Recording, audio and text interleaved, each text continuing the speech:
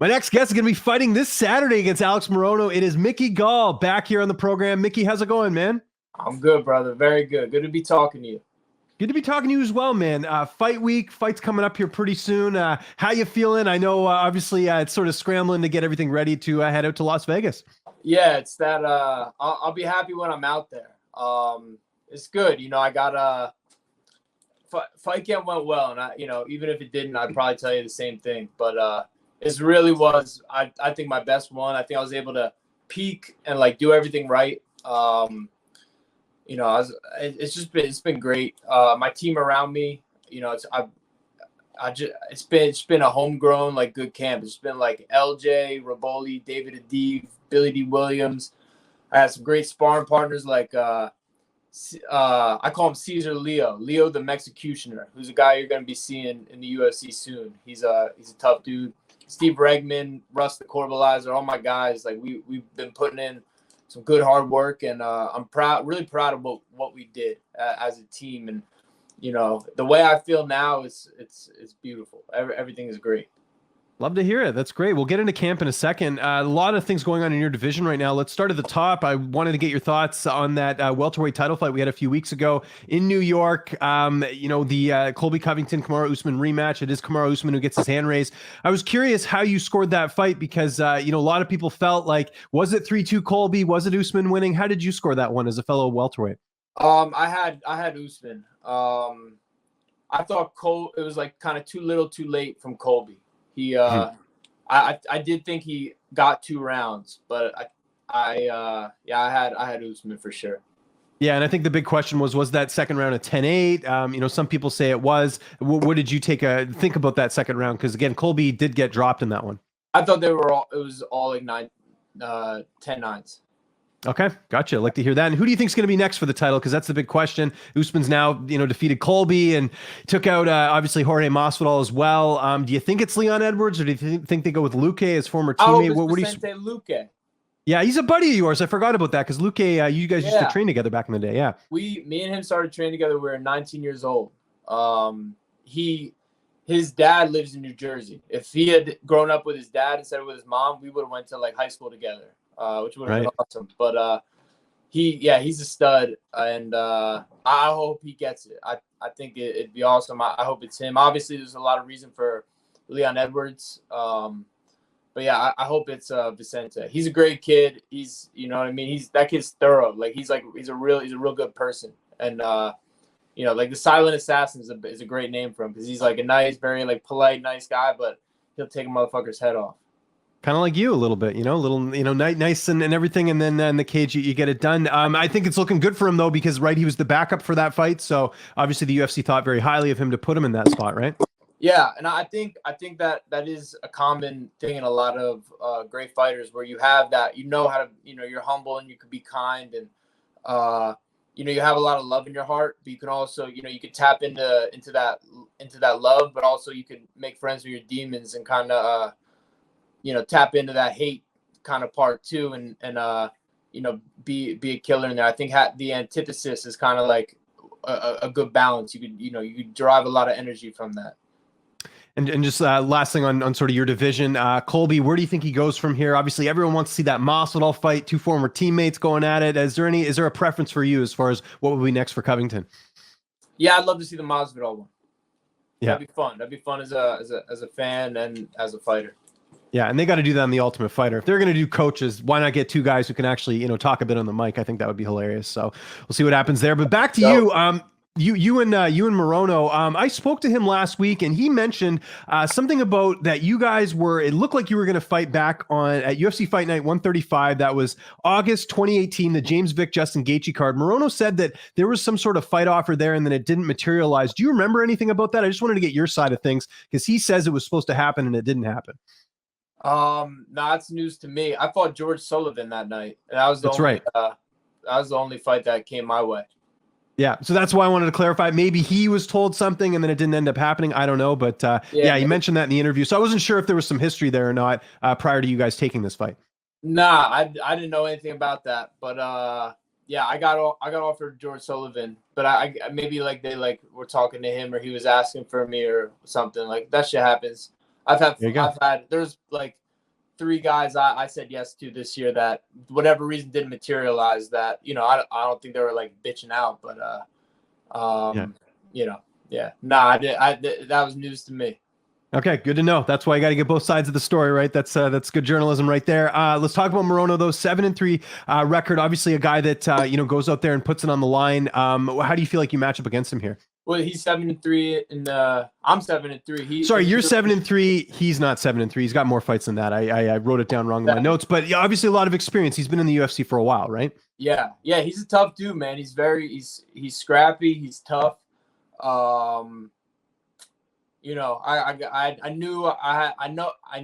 I had to come correct to this fight, and I did that. I'm very proud of everything I did. He's one of those guys that he doesn't look like a killer, but he's definitely a killer, and so am I. I believe I'm a badder killer and a bigger killer, and I feel real good about the fight. You surprised he's like a 2-1 favorite in this fight? I don't know if you look at the betting odds or not. Makes sense. No, I'm not surprised. We'll see. I love that. My people can make more money off that. So I hope they keep putting me as an underdog.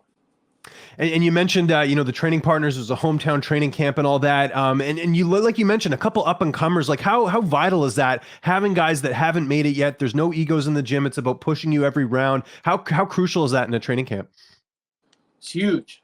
It's huge. It's a team sport. Anyone who says otherwise is bullshit. It's a team sport for sure. I can't fight myself. I need people to sharpen up with and against or whatever. It's been huge. I got great people around me. I'm so happy. I'm so just happy with them. Like I appreciate them so much. It's like they're you ever hear the expression blood is thicker than water? Of course, yeah, who hasn't? Well, and that typically people think of that as like, your family is always going to be there rather than people you like just break bread with or do water. But the real expression is blood of the covenant is thicker. Blood of the covenant. Wait, what is it? It's like blood of the covenant is thicker than water or something like that. But now I'm screwing it up. But basically what it means, blood of the covenant, people blood of the covenant is thicker than water of the womb. So that means someone that you spill blood with, that you like go to war with, that you prepare for war with, that you have a bigger bond with them than you could with a sibling, someone who you share the same womb with. And I feel that way with my team. Like my LJ Raboli, that's my brother. Like you know what I mean? Like I can't even that's my guy. Like those, we've been doing this since we were teenagers, and we're still rocking together. I'm so impressed by him, just not only him as like a fighter, but as like a coach to me, and more than a training partner. Like he's like a coach to me as well. And he's a real brilliant kid, and a kid who will be a UFC champion one day. Love it. Like the endorsement. That's great, man. Weight cut. You're looking pretty lean. It sounds like everything's going well ahead of the fight. Yeah, I've been disciplined. I've been doing everything right, man. Like I said, I'm proud of myself as well. Like I put in, all the good work. My weight's great. Everything is where it should be. Good to hear, man. And you mentioned your team there. What about your corner? Who's going to be making the trip with you to Vegas? My corner is going to be LJ Raboli, David Adeve, and OG Billy D. Williams.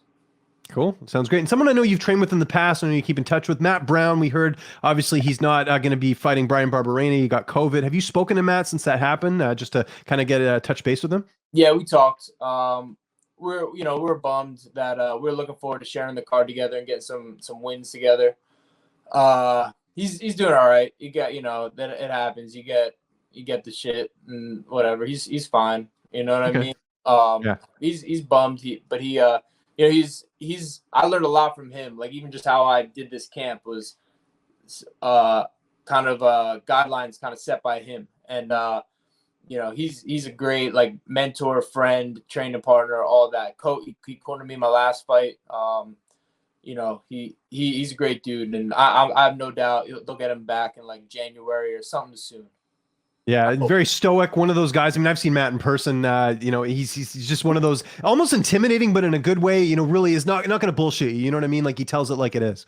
Yeah, yeah, he's gonna keep it real. It's funny. A lot of people, a lot of times, are like, "Hey, is Matt like okay to talk to?" Or like, I'm like, oh, he's a great guy. Like he's a really Talk to him about heavy metal. That's the key. That's what I found was a good way to, when I interviewed him in person, was just talk about some heavy metal, find something that he's into, and then he can springboard off that. Because look, I know you guys, you get asked a million different questions. That's why you got to think outside the box sometimes. So there you go. Yeah, I think that's strategy. The journalist. There you go. And speaking of COVID, someone you fought, I don't know if you've seen the updates, Diego Sanchez going through some pretty bad stuff right now with pneumonia. Have you been following along what's happening with him? It sounds pretty serious in his case.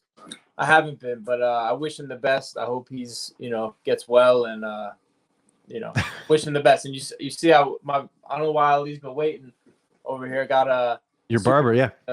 Just like last time, we got to keep this going every fight. We got to do the barbershop thing. Yeah. How important is that though? Like getting the haircut, getting everything fresh, because it's they say the dress makes the man. In some ways, I know when I get a haircut, I feel like I'm $1 million. How crucial is that during fight week? It's good. I've been rocking. I just took off the headband. It's been Mickey headband season. My hair's been long as hell. I've been enjoying the long hair, but it's coming down a little too close to my eyes. I can't have any BS getting in the way for the fight. So, gotta straighten it up, and I got the best guy to do that. Yeah, one of the best. There you go. How's this fight playing out on Saturday? How do you envision it going down? I know you feel like you're going to get your hand raised, but how do you see the fight playing out? I see me bashing my bones into his skull, cracking him with, big heavy shots, concussive blows. And, if I could submit him, I could knock him out, wherever the fight goes. I'm just going to go in there, just be me, just do what I do. Do you see this as kind of an audition to get in the rankings? I mean, as far as you two both, I think you guys are both guys that are sort of on the fringe of getting in that top 15. Do you see it that way as well? Like this is sort of like a people's fight for a lot of people out there. 100%. We're both on the precipice, right on the outside of that. I think I realistically, I think I beat him and then beat one more, and then I'm looking at top 15. But he's been a welterweight mainstay for a while. He's a tough guy. I've watched all his fights, and I respect him. But I know who I am, and I know I could take him out. And correct me if I'm wrong, you have a couple fights left on your contract, right? Because I think I asked you that last time. Yeah, I think I have a couple. Yeah, so it's not like second last fight and then you renegotiate. You got a few more after that, I would think, because that's usually that because that way you got to put on a really good performance to have the negotiating power, right? Well, usually they renegotiate before the last you play out exactly fight. So this is that one. Oh, it is. Okay, interesting. So kind of a big fight because then you get the last one after that. So there you go. Exactly. There you go. Even better. That's great. Before we go, most important question in this interview. We haven't talked since the Sopranos movie. Did you watch it, The Many Saints of Newark? What did you think? I loved it. Yeah. Did you realize that Many Saints, like Moltisanti? No, I didn't think about that. That's interesting. Yeah, I heard someone say that after. I didn't realize it either. But since it was like it was about Dickie Moltisanti and little Christopher as a baby, The Many Saints, Moltisantis of Newark. It's cool. It was, and how about Gandolfini's son just playing that role? He killed it, I thought. I thought he did great. We got to see my man Joey Coco Diaz in there.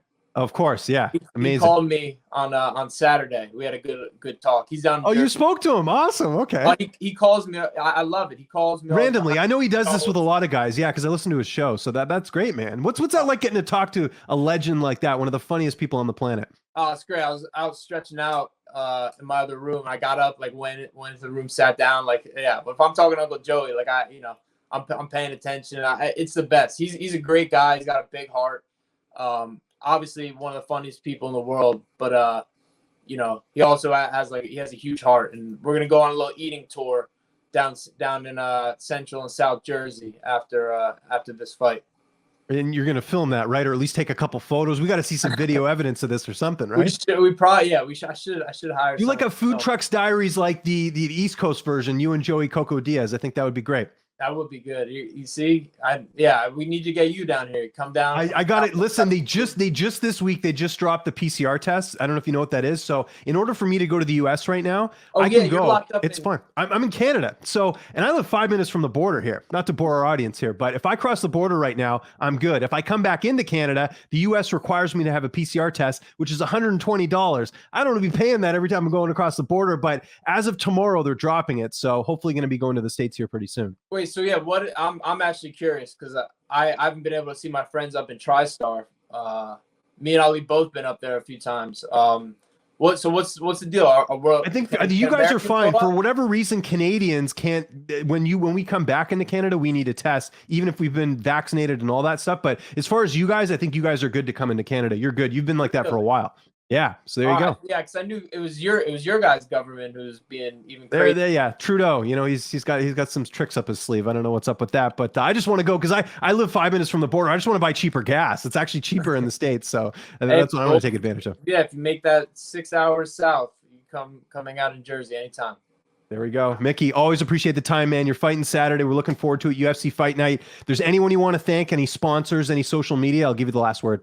I'm gonna just say all my teammates' names. Obviously, thanks Ali, helped me out here. But all my teammates and all my coaches, LJ Raboli, David Adeve, Billy D. Williams, James Meals, Sean Diggs, Stephen Regman, Cesar Leo, the Mexicutioner Muniz, Joshua Gall helped me out in this camp. We got a bunch of young killers up at Gracie, New Jersey. Just the whole team, the whole squad. Angelica, Jamie, Sana, all my people, everybody. There we go. I'm grateful. I'm a lucky guy.